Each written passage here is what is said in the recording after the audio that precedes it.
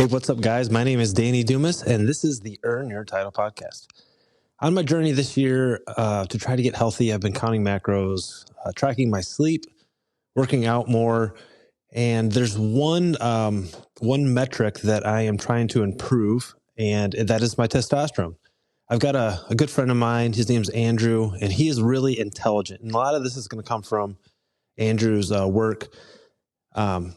The problem with Andrew is he's very intelligent, and sometimes he gets really into the weeds with scientific-based stuff. Now, technically, I don't think I can say we're actually friends because he's never met me and he doesn't know I exist. But Andrew Huberman he's a neurologist that works for Stanford. He's a professor, and he has probably one of the most popular health podcasts, on Apple Music.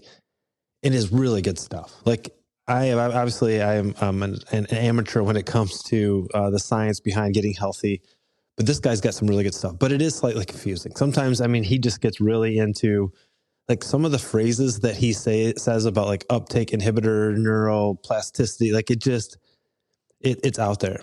Now I do have some education in the science field. I am a paramedic and I went to school for that. And I have a degree in emergency medical technology. So my goal today is to help you understand what testosterone is, why as we age, we don't have as much, and then some of the things we can do to improve our balance of testosterone. And I don't say increase testosterone because ultimately it is a balance. It's optimizing testosterone because testosterone isn't just, you can't just say more is better, like stronger is better. I could say that stronger is better. But you want to balance. You want to balance with testosterone and the kind of the anti-testosterone, which would be estrogen. We need both. And as men, most of us don't think of needing estrogen, but we need both. So we need this balance. So first off, what is the problem? Well, the problem as we age, somewhere between 30 and 40, we start losing testosterone by about 1% a year. And that can be, we can start losing it at different times for different factors, but it's just the natural state of being a man. One very interesting thing is when you and your wife have a baby, your testosterone is reduced. So just you literally, like your wife becomes pregnant. When she becomes pregnant, your testosterone goes down.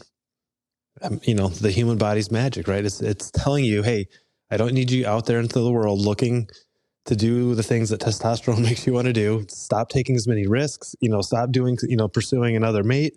You have a mate here, stay home and take care of them. So testosterone reduces when you are a father. Now it's in the birth stage. It should go back up. Testosterone reduces when you have excess weight and especially abdominal fat. We'll talk about why the abdominal fat is probably because that usually is associated with higher stress levels or cortisol levels. So if you have a high stress life, and you're gaining weight, many times it will be around your abdominal area, and that can lead to a decrease in testosterone. Another thing that's shown to decrease testosterone is drinking too much alcohol. They said if you drink if you consume 14 alcoholic beverages a week, so 2 a day, your chance of a testicular carcinoma goes up double. So alcohol can do it. And then we can go down the list, taking medications like opiates can do that. If you've got back pain and you're on opiates to control the pain, testosterone goes down. So there's lots of things that can cause a decrease in testosterone. Some are more worrisome than the other. And some are not benign, but they're like a natural thing. Like your wife is pregnant, therefore your testosterone decreases. So what is good testosterone? There really isn't there's a range. It's 300 deciliters per, I had to write it down because it's a mouthful. 300 to 1,000 nanograms per deciliter. What does that mean? I have no idea. So just think of it as parts per million, maybe if that helps. 300 to 1,000. So that's a range. And it's a range because we're all different size people, and it also changes throughout the day. Testosterone go up and down. We produce testosterone for the most part in our testes or testicles. And so we need the right mix of hormones. And again, hormones it's not like the more testosterone, the better. It always needs a balance. We need to have that balance. Why do we need testosterone? Why is a decrease in the balance of testosterone bad? It leads to a bunch of problems. Decreased sex drive, inability to get erection, sperm production goes down. You'll have a challenging ability to grow more muscle. Your bone density will decrease. The distribution of fat, like where you store fat, will change. It can have a negative impact on your mood and your cognitive function. In other words, every aspect of your life, physical, mental, emotional, testosterone plays a role in it. And it's something to pay attention to. And a lot of times when we have a problem, a lot of us want the easy solution. And so I'm going to give you a solution to the problem, starting with what I think is probably, maybe easy is not the right word, but the most attainable and the most well-known and probably the most effective way. And I'm going to go down and then I'm going to list some things that are maybe more fringe. Maybe the science isn't as good, but it's a possibility. So number one, and I'm going to beat this up like I always beat it up, is improving your sleep. And specifically, if you suffer from sleep apnea. Sleep apnea is when you snore, and not just snoring, but when you hold your breath at night. So if you or your spouse is snoring, and then they just stop breathing, and then all of a sudden they have and you're like, oh my God, I think they almost died. That's what we're talking about. That apnea is very damaging for multiple reasons. It doesn't allow you to get into a deep sleep because your body's literally waking up going, I can't breathe. like, have you ever held your breath underwater and think you're going to come up and then you held down just a little bit longer and you have that panicky feeling? Your body's going through that. You cannot sleep through that. So you're waking up, you're interrupting your sleep pattern. So how do we fix sleep apnea? Again, starting at the easiest or most attainable is we need to become nasal breathers. And there's lots of ways to do this. The main one is to practice nasal breathing through the day. Now, it's interesting, me being this podcast, I find that when I'm speaking like this, I breathe through my mouth and I can feel like my heart rate going up a little bit. And when I get done with a 20 or 30 minute podcast, I'm almost a little tired and a little more stressed out than I normally would be. Because if I try to breathe through my nose, that's annoying to you. And I apologize that I just did that. So I'm breathing through my mouth because I'm talking, I'm trying to get the words out. But that's not what we want to do. You want to spend most of your time in the day breathing through your nose. By breathing through your nose, that can literally change the structure of your mouth. And there's I think we know this intuitively. When you see somebody that looks, for lack of a better word, unintelligent, one of the slurs that we use is look at that mouth breather. Right? We intrinsically know something is wrong with that dude. Look, he's a mouth breather. He's breathing through his mouth. Now, if you're doing an all-out effort and sprints, you got to get in as much air as possible. I get it. But practice breathing through your nose. And even going to the workout, initially working out, breathing through your nose feels hard, but you can adapt to it. And it will literally change the structure of your face, which makes you look more attractive. And it will increase your ability to take in air through your nose, which is the way it was designed to take in. I had my cousin Morgan, who is a somatic breathing coach, which is a certain way of breathing, and the importance of breathing through your nose cannot be overstated. So do it during the day. If you find in the nighttime that because obviously you're unconscious and you revert to mouth breathing, there's a thing called mouth taping, which I haven't done because for the most part, unless I'm suffering from allergies or a stuffy nose, I'm a nasal breather at night. But you take some tape and you put it across your lips and it closes your mouth and it forces you to night breathe.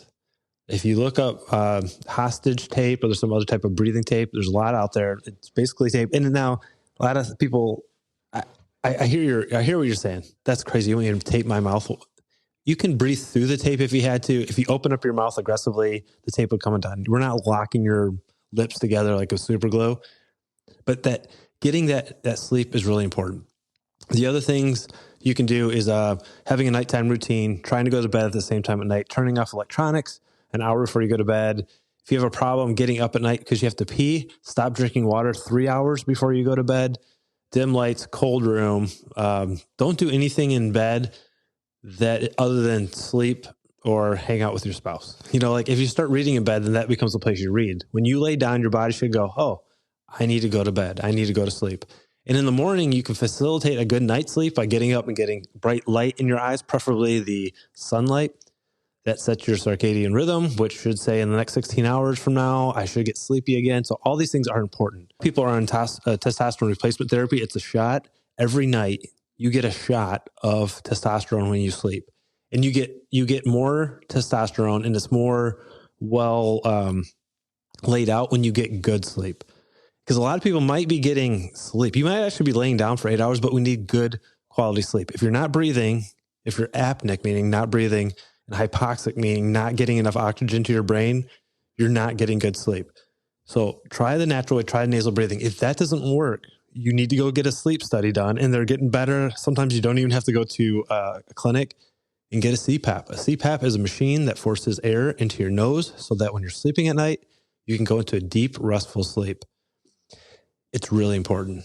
I work with guys. It used to be at my station, at one point there was 15 people.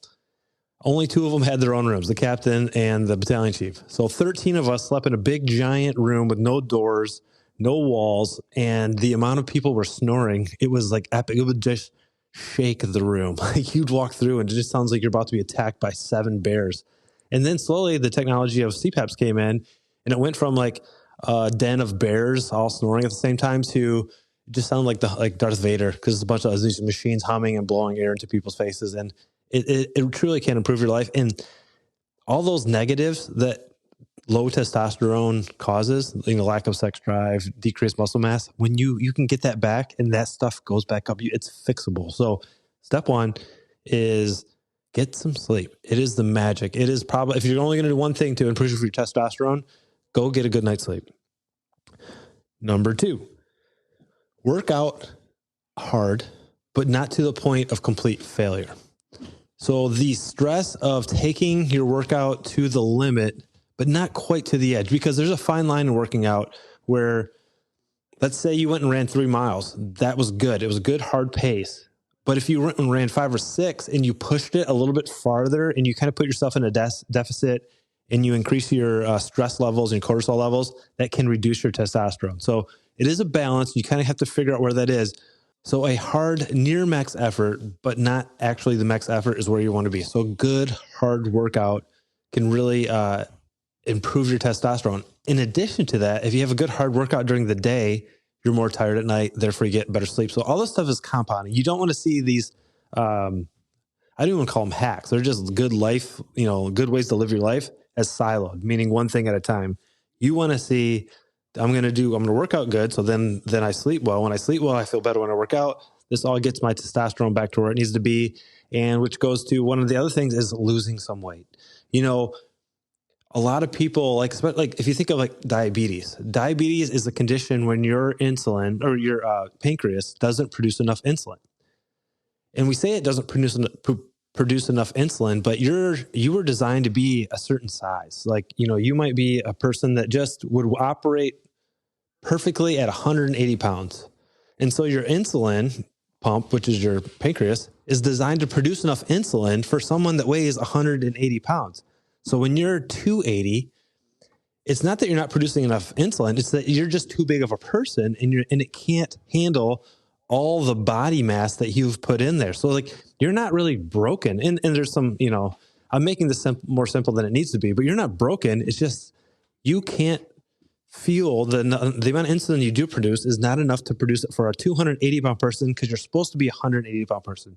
So by losing weight, you can get back to when you're producing testosterone, which you should be doing, it is actually the right ratios. So losing weight, and you look better. And when you look better, you feel better. You feel like working out. When you feel like working out, you get tired at night and you get better sleep. See how this starts to roll? All right, some other things you can do. Your body needs certain chemicals in order to produce hormones. And your testosterone is a hormone. The three things that you could supplement, and really it would be better, I say supplement, but eat foods that are high in magnesium, zinc, and vitamin D.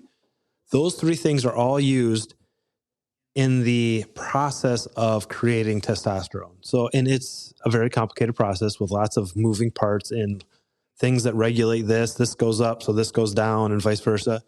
But just supplementing those things, or really going out of your way to eat things that have magnesium, zinc, and vitamin D in there can go a long ways. Now, if you don't know what those foods are, just do a Google search. There's quite a few. And if you just say, maybe I don't feel like I'm good at that, that's a time where you start thinking about supplementation. Now, it's better to eat it in food, real food, which goes back to helping you lose weight, which, it's a big cycle. But again, taking zinc and magnesium and vitamin D, I think it's worthwhile. Like when I think of the things that I believe in 100% when it comes to supplements, I believe in protein, I believe in creatine, I believe in caffeine. Studied, they have effects, and I don't ever hesitate to say someone should probably get more of those three things. Oh, maybe not caffeine, but it does work. But then I have like tier 2 magnesium. For me, it helps I sleep much better when I'm taking magnesium. I know vitamin D from the sun is what we want, but I live in Michigan. It's just now getting light at 7:30 at night where it's been dark at 5. So supplementing some vitamin D is important, and then zinc as well. So those are like kind of like a second tier. I would much rather have you eat them than supplement, but if you can't supplement, do it. And now we're going to get to a little more fringe, right? Moving out. Cold therapy. Cold therapy, meaning a cold plunge, can increase your testosterone, at least temporarily. And there's a lot of mechanisms of how this works, but it is part of creating a stress response and then recovering.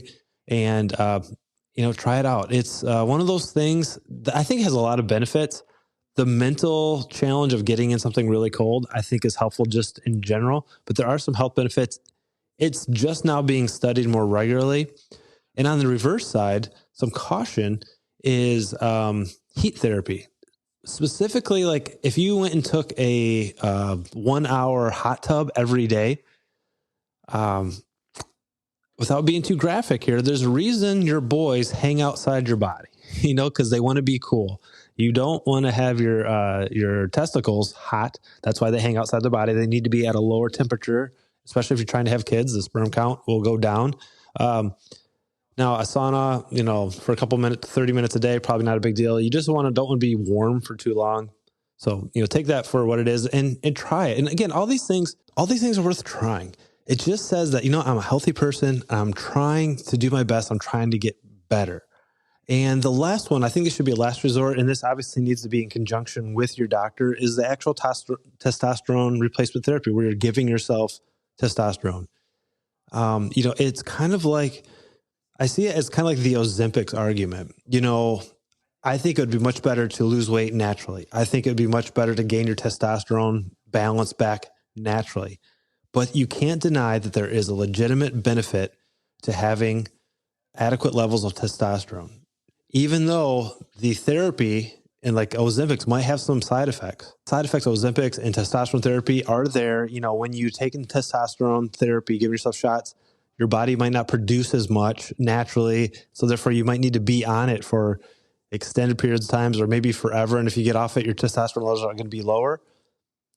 But that might be a risk willing to take. It just like Ozempic says, if, there's some side effects to Ozempic, but if you go from 280 to 180, we know that being 100 pounds overweight leads to all-cause mortality, meaning all the ways that you can die increase when you're 100 pounds overweight.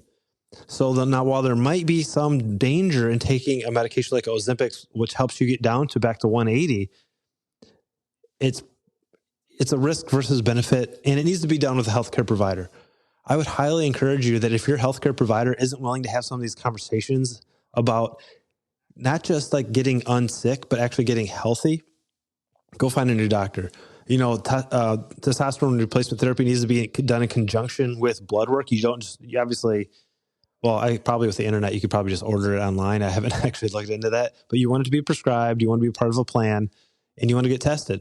One of the really cool things is there are several companies out there where you can pay out of pocket and they will do these tests for you. And they're testing all kinds of things that you don't normally get in a normal blood test at like your yearly physical. I wish it wasn't like that. I wish insurance would go, if you were healthy and never had to use insurance for like the big heart attacks and strokes and things, if we could just cover a few more things and people could make differences, that would be pretty cool. But that's unfortunately not how it works. So it might be worth it to spend $100, $200, $300 a year to get your own blood work and go, hey, my testosterone levels are here. this is this, my VO2 max, go get a DEXA scan, go do these things that just help you become a better person. And I think even just the idea that you're going out there and you're pursuing a more healthy life will make you a healthier person. And that's important, man. I want you to be around for a really long time. So I hope you've enjoyed this. I have a request from you. As I've grown this podcast, I believe this is podcast number 86. I have, as of release, I should have over 25,000 downloads. And I wanted to say thank you for that. I've had companies reach out to me and ask to collaborate. One of these companies is it's a supplement company. And I just want to tell you that I am going to do my absolute best to never recommend anything that I haven't tried and then somewhat believe in. And I know when it comes to supplements and things, there's a lot of information out there. And I'm not going to say, everything's a scam or everything's amazing. I want to let you know that I'm just going to try my best to navigate this world of, sponsorships and keeping my values intact. And I'm going to try not to promote things that I don't at least have some belief in. And so just, as I navigate this, I'm going to get it wrong. I ask you to forgive me. Call me out if you think, hey man, I think you sold out a little bit on that one. That company's garbage. I've had some interactions with them in the past. I bought their stuff. It didn't work. Please let me know. As we're going forward, I'd like to keep this podcast free. I don't ever plan on charging you to listen to it. And I just really, from the bottom of my heart, I look forward to this because I know that we and you don't get to talk. You don't get to respond to me, but I do feel like we're friends. No, I don't know Andrew Huberman.